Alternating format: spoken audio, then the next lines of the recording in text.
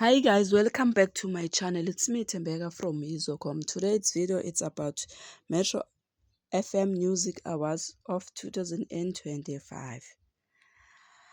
Guys, Metro FM announced the Metro Music Awards taking place at Mbombela, Mpumalanga.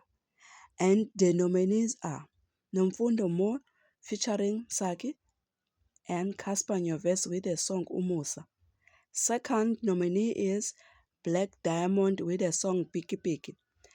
Third nominee is Naledi Aphiwe and Mawelele with the song Romeo and Juliet.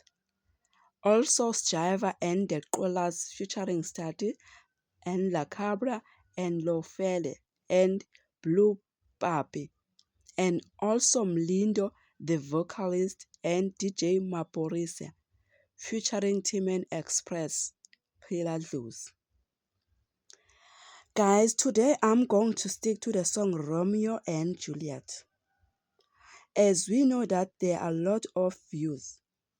Most of the people, they're wondering why Romeo and Juliet nominated, because the song released on the 22nd of January 2025.